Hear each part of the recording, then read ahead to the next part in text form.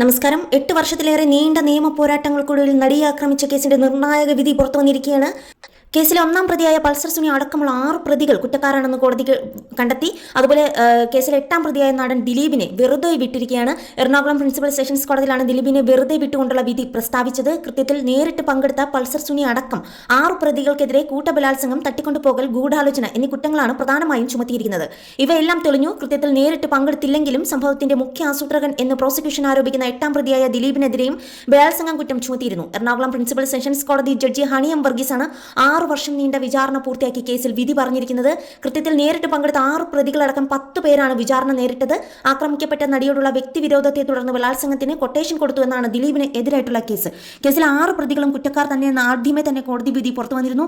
എല്ലാ വകുപ്പുകളും അവർക്കെതിരെ ചുമത്തിയിരുന്നു. കൂട്ടബലാത്സംഗം ആണെന്ന് തെളിഞ്ഞിരിക്കുകയാണ്. അതുകൊണ്ട് തന്നെയാണ് എല്ലാ വകുപ്പുകളും 6 പ്രതികളും നേരിടേണ്ടി വരും. അവർക്കെതിരായിട്ടുള്ള ശിക്ഷാ നടപടികൾ ഇനിയേ പുറത്തു വരത്തുള്ളൂ.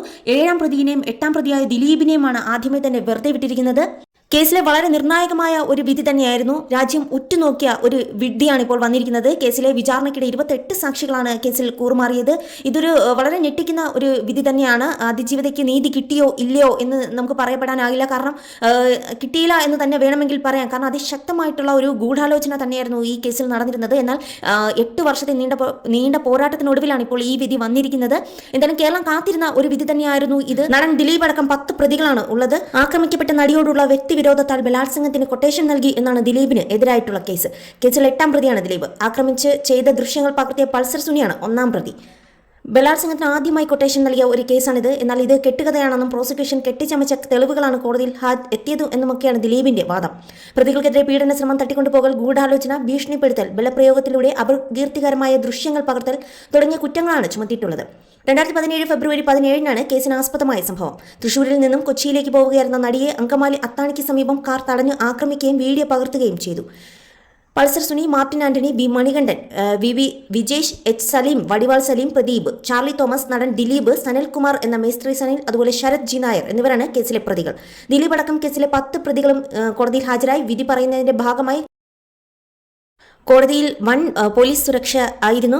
കോടതി പരിസരത്തേക്കും പൊതുജനങ്ങളുടെ മാധ്യമങ്ങളുടെ പ്രവേശനം നിയന്ത്രിത അധീനമായിരുന്നു. 2018 ആരംഭിച്ച വിചാരണ നടപടികൾ കഴിഞ്ഞ മാസം 25-നായിരുന്നു പൂർത്തിയായത്. 2020 ജനുവരി 6-നാണ് 1ാം പ്രതി പൾസർ സുനി, 8ാം പ്രതി നടൻ ദിലീപ് അടക്കമുള്ള 10 പ്രതികൾക്കെതിരെ വിചാരണ കോടതി കുറ്റം ചുമത്തുന്നത്. കൃത്യം നടന്ന് ഏകദേശം 3 വർഷം പിന്നിടുമ്പോൾ ജനുവരി 30-ന് സാക്ഷി വിസ്താരം ആരംഭിച്ചിരുന്നു. അടച്ചിട്ട കോടതി മുറിയിലായിരുന്നു വിചാരണ നടപടികൾ.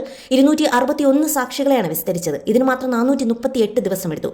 ചലച്ചിത്ര താരങ്ങളായ ഭാമ, ഇടവേള ബാബു, ബിന്ദു പണിക്കർ തുടങ്ങി 28 സാക്ഷികൾ വിചാരണയ്ക്കിടെ മൊഴിമാറ്റി പറഞ്ഞു. 11 മാസത്തെ ഇടവേളയ്ക്ക് ശേഷം 2022 നവംബറിൽ വിചാരണ പുനരാരംഭിച്ചു.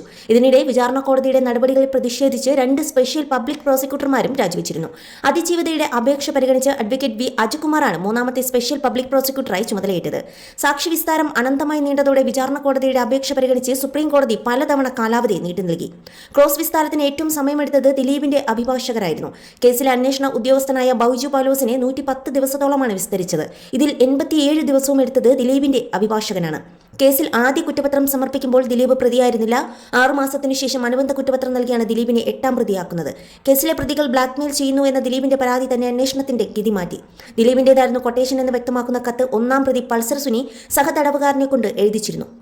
പിന്നാലെ ദിലീപിന് ജയിലിൽ നിന്ന് 1.5 കോടി ആവശ്യപ്പെട്ട് സുനിയുടെ സഹതടവുകാരൻ വിഷ്ണു സനലിന്റെ ഫോൺ. ഇതോടെ ദിലീപിന്റെ പരാതി DGPക്ക് മുന്നിലെത്തി. പരാതിയുമായി എത്തിയ 2 മാസത്തിനു ശേഷം ജൂൺ 28-നാണ് ദിലീപും സുഹൃത്തായ നാദൃശ്യൻ ചോദ്യമുനയിലായത്.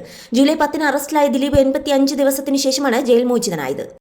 കേസിലെ 1ാം പ്രതി പൾസർ സുനിയെ നടിയെ പീഡിപ്പിക്കുന്ന ദൃശ്യങ്ങളുടെ പകർപ്പ് ദിലീപിന്റെ കൈവശമുണ്ടെന്നും ദിലീപും സുനിയും തമ്മിൽ അടുത്ത ബന്ധമുണ്ടെന്നും സംവിധായകൻ ബാലചന്ദ്രകുമാർ വെളിപ്പെടുത്തുന്നത് 2022 ജനുവരി ആദ്യമായിരുന്നു. ദിലീപിനെതിരെ അന്വേഷണം നടത്തിയ 5 പോലീസ് ഉദ്യോഗസ്ഥരെ അപായപ്പെടുത്താൻ ഗൂഢാലോചന നടന്നെന്നും സംവിധായകൻ ബാലചന്ദ്രകുമാർ വെളിപ്പെടുത്തി. ഇതിന് പിന്നാലെ വിചാരണ നിർത്തിവെച്ച് കേസിൽ തുടരന്വേഷണം നടത്തി. തുടരന്വേഷണം പൂർത്തിയായപ്പോൾ അന്വേഷണ സംഘം കേസിൽ ദിലീപിന്റെ സുഹൃത്ത് ശരത്തിനെയും പ്രതി ചേർക്കുകയായിരുന്നു. ഇങ്ങനെ കേസിൽ ആകെ ഉണ്ടായിരുന്നത് 10 പ്രതികൾ.